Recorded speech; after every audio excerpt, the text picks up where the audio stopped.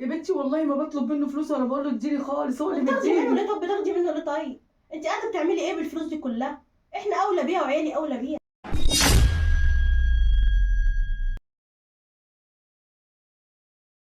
بسم الله الرحمن الرحيم. ولا تأكلوا أموالكم بينكم بالباطل وتدلون به إلى حكمة تأكلوا فريقا من أموال الناس السلام عليكم. باسمي وأنتم تعلمون. صدق الله العظيم. ازيك يا أم؟ وعليكم السلام. ازيك يا حبيب ماما؟ عاملة ايه؟ الحمد لله يا ابني. ايه يا حبيبي عامل ايه؟ طمني على صحتك. أنا بخير والله طول ما أنت بخير. كويسة؟ عيالك عاملين ايه؟ الحمد لله كويسين سار والله. الحمد يا حبيبي. لسه جاي من الشغل.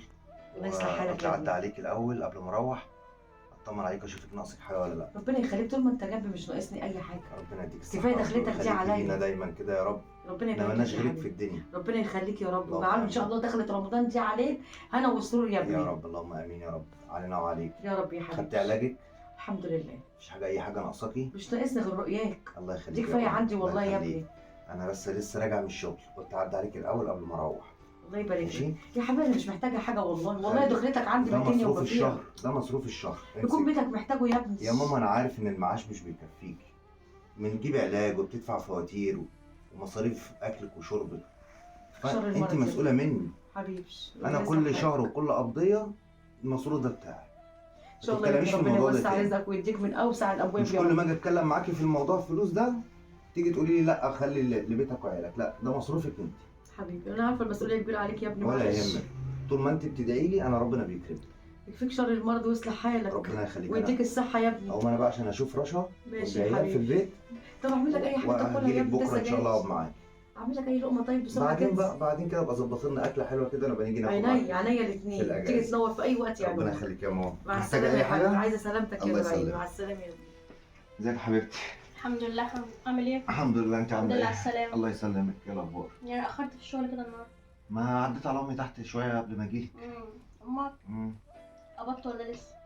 ماسكه انت الساعه ايه؟ قاعده ماسكه ما الساعه. النهارده يوم واحد بقى. والله. معناش فلوس مستنيين القبض. ما الفلوس بتاع الشهر كانت بتروح فين؟ بتخلص بدري بدري كده على طول؟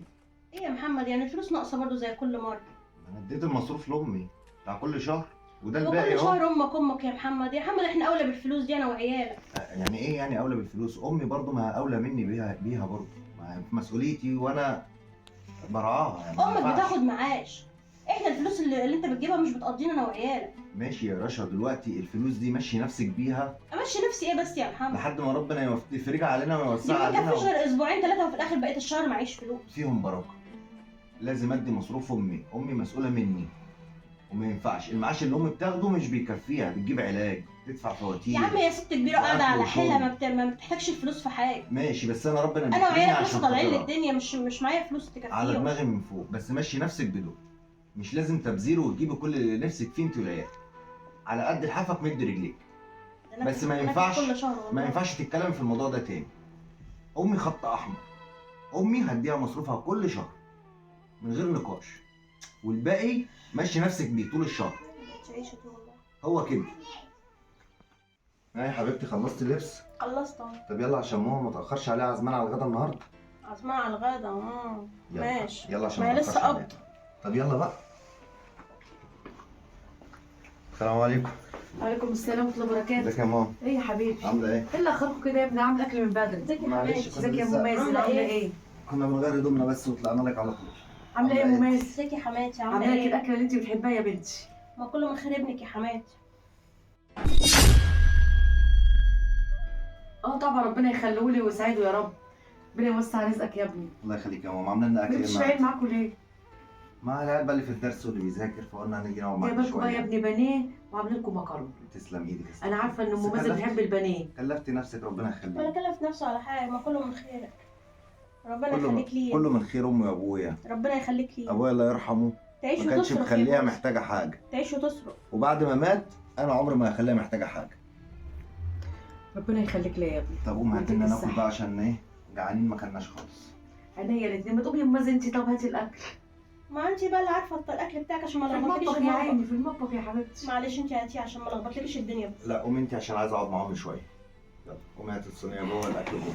معلش يا ام مازن حقك عليا يا حبيبي. انا قلت لك عشان خاطري خلي فلوسك في جيبك. مالكيش بالفلوس. الموضوع ده خلاص انتهى. انا بتعب والله يا انتهى، ما تتكلميش فيه تاني.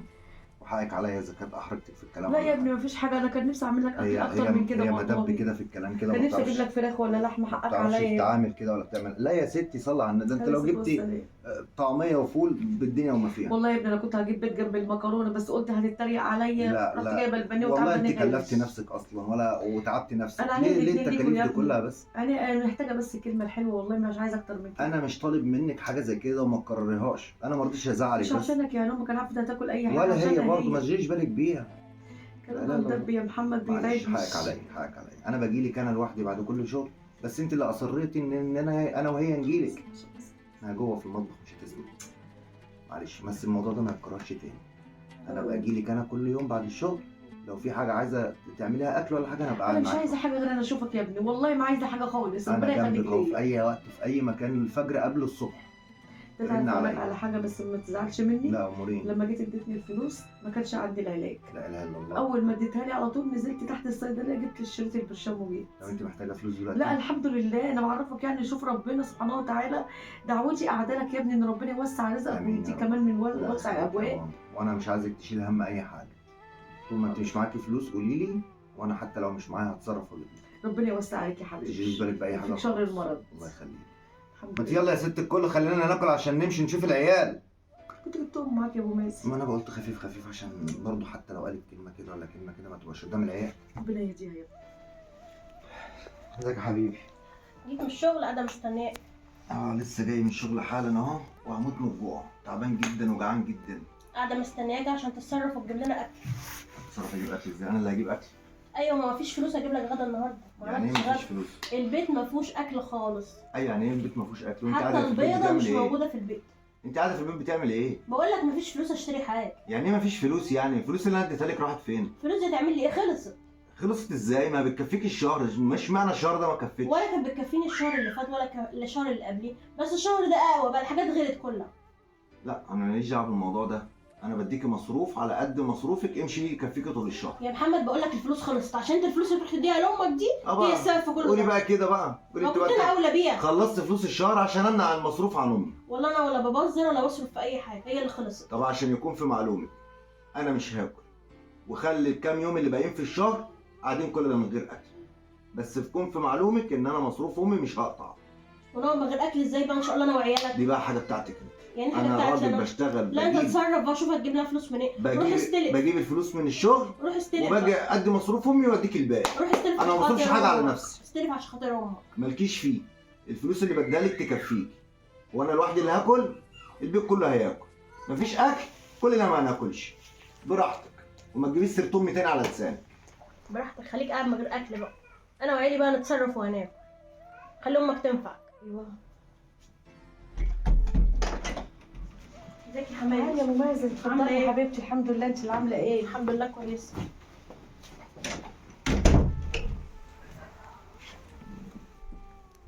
يا ابو مازن لسه ما جاش من الشغل؟ لسه ما جاش، قلت اجيلك قبل هو ما يجي من الشغل. خير يا حبيبتي، في ايه؟ محتاجه حاجه؟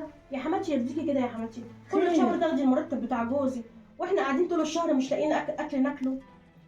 ازاي يا بنتي مش لاقي اكل؟ يعني انت ست كبيره بتاخدي المعاش بتاعك، وكمان تاخدي فلوس من ابنك. انا يا بنتي ما بطلبش منه فلوس خالص. شوفي لسه بدري على الاب ومفيش اكل في بيتي واكل عيالي، ونهار ما اكلمه يقول لي اتصرفي انت الفلوس اللي بتخلصيها، الفلوس ما بتكفيناش اصلا. يا بنتي والله ما بطلب منه فلوس ولا بقول له اديني خالص، هو اللي بتاخدي منه بيديني. ليه؟ طب بتاخدي منه ليه طيب؟ انت قاعده بتعملي ايه بالفلوس دي كلها؟ احنا اولى بيها وعيالي اولى بيها. حقك عليا، مش هقول له على حاجه تاني.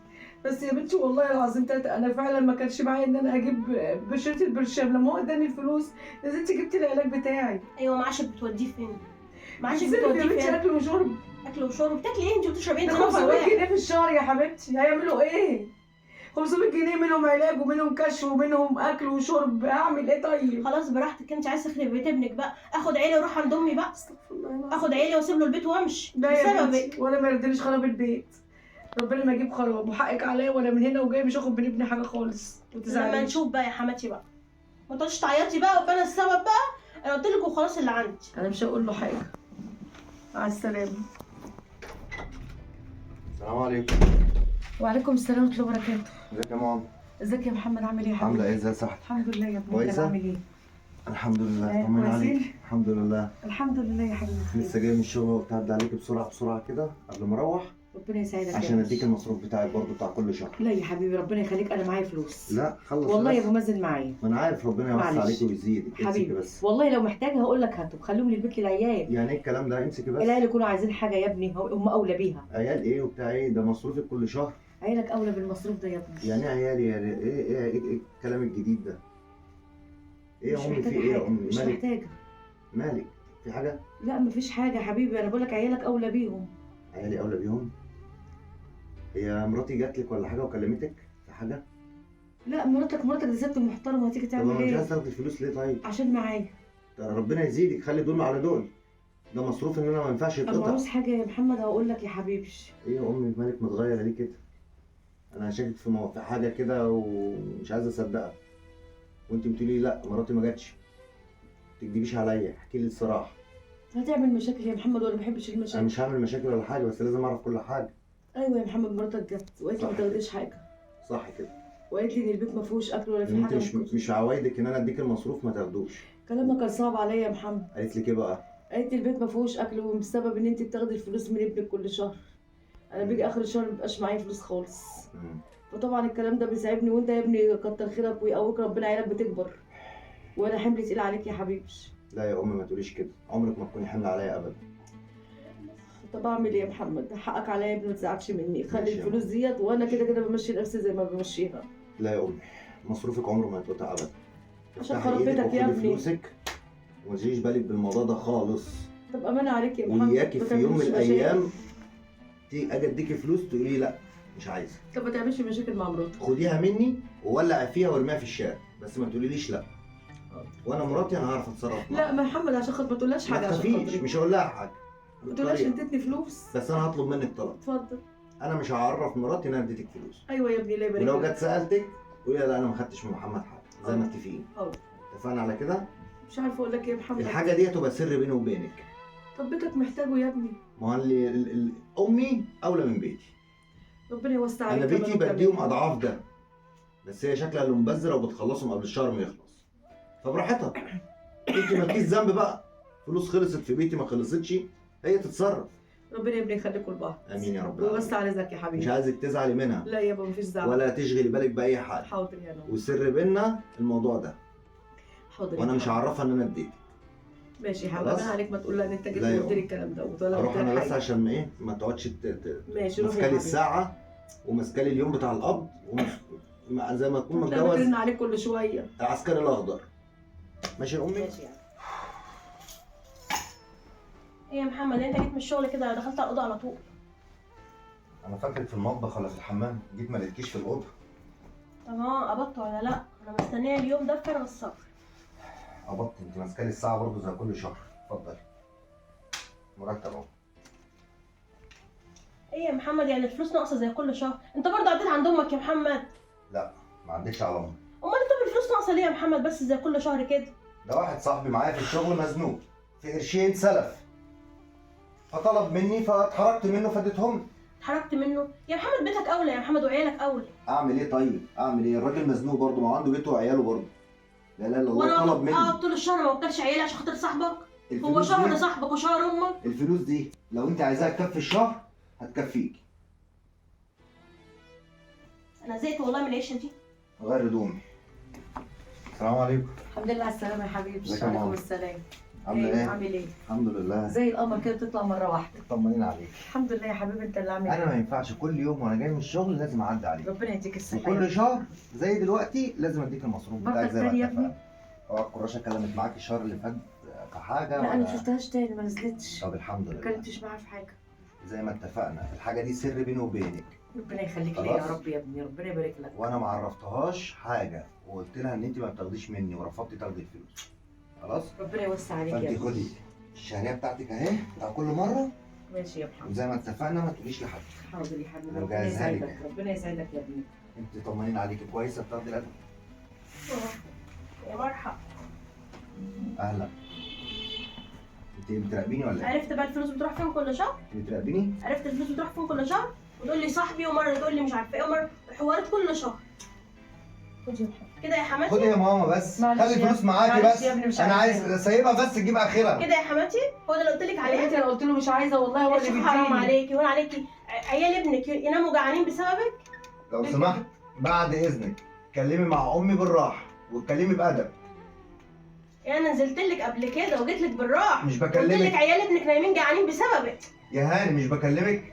نعم. يعني انت جيتي لامي وقلتي لها ما تاخديش فلوس من محمد، وانت بتكذب عليا كل شهر وبتحور ما انا عليا. بكدب عليكي عشان مش عايز ازعلك، مش عايزه وانت عايزه تزعلني؟ تزعليني انا امي. مش عايزه تزعلني برضو؟ ليه رافضه ان انا اصرف على امي؟ كل ده عشان بديكي الفلوس مش بتكفيكي، ما انت السبب. والله انت السبب، انت اللي بتاكل من رزقنا وخيرنا عشان تدي لامك، امك بتاخد معاك. اخرة الكلام تكلم امي بادب وما تعليش صوتك اخرة تاني. الكلام انا مش قاعده لك فيها. مع السلامه. خلي بقى. ده الحمد لله انها جت منك. المعاش ما كله تخربش بيتك عشان يسيبوني بقى. انا لحد دلوقتي سمعتيني ان انا قلت لها حاجه؟ هي اللي طلبت. خلاص يا ابني مش عايزه حاجه. يا ام الفلوس دي بتاعتك انت بس. ما الفلوس دي هتعمل مشاكل بينك وبين ما تعمل، مراتك. هي اللي عملت مشاكل مش انا، هي اللي عملت المشاكل. ويلا بقى اتفضلي يا بقى بنتي لمي انت عايزه هدومك مني ايه؟ زي ما انت انا عايزه. عملت لك ايه؟ الفلوس بقى وعلى بيت تاخد أبوك. مرتبك كله بديه لامك. هدي خليها لامي طبعا، تنفعك. ده هي الخير والبركه، ده من والله غيرها، العظيم يا رب. من انا غيرها عايزه اعرف انتوا بتتجوزوا ربنا ليه؟ ما يرزقنيش. بتتجوزوا ليه؟ بنتجوز بتتجوزوا ليه؟ ليه؟ عشان تعيشونا في قرف عشان خاطر امهاتكم. خليكم قاعدين جنب امهاتكم، ما تتجوزوش اصلا. طب يلا طيب، مش انت قلتي هتروح عند بيت ابوك وامك؟ لا يا ابني والنبي عشان خاطري، عشان كل خاطر شهر العيال. تجوعنا عشان خاطر امك، خليك قاعد جنب خدي يا بنتي فلوس مش تتجوز أصلاً من عايزاها، الأول. خديها هي مش عايزاها. امي بعد قلت إيه لك بقى؟ الفلوس دي ليكي. حكايه الفلوس دي هتسبب مشاكل مش على العموم. عايزه. انت اللي خربتي على البيت. العموم انا اللي خربت خلي البيت. الفلوس تنفعك بقى. انا قلت لك قبل كده ان امي خط احمر، ما تجيش جنبيها. ليه كده يا ممازة؟ أنا الفلوس اللي بحبك. بتتبقى من المرتب بديها لك ومش عاجبك. كل ام تقعد تستعبط انت كده حرة. على ابنها وعشان خاطر تاخد اللي وراه واللي قدام. طب يلا طيب، خدي شنطه هدومك والله واتكلي على العظيم الله. يا رب. خربتيه واستريحتي. اتكلي على الله يلا. يا حبيبي عشان خاطر عيالك خلي يا مع ابني. السلامة. خلي فلوس ابنك تنفع. مع السلامه. وانت خلي امك تنفع. الحمد لله انا هاخد جت منك. عيالي ومش عشان هخليك أبقى تشوفهم. من جوه كده وانا نيتي صافيه كده. والفلوس اللي كنت بتديهاني كل شهر تدفع اضعافها في المحاكم لما ارفع عليك ليه قضيه. يا بنتي كده؟ على ليه يا قد زرعتي. حبيبتي؟ عينيا. هو كده. اللي انت عايزاه يبقى انا ساعتها هعمله. بقى ساعديه عشان يدفع الفلوس في المحاكم. ماشي ماشي. ليه يا محمد كده يا ابني؟ ليه يا ابني خربت بيتك عشاني؟ انا مش عايزه ما حاجه. تستهنيش يا امي، دي ما تستهنيش. ده انا لو هدفع، طب بص يا ده محمد، انا لو هبيع شقتي وابيع عربيتي وابيع دنيتي ولا ابيع هدومي دي، بعد الشر عليك يا ابني، بس هي بعد ما تقعدش الشر معايا عليك. تاني، لان دي ما تستهنيش ولا تستهلك. استغفر الله العظيم يا رب.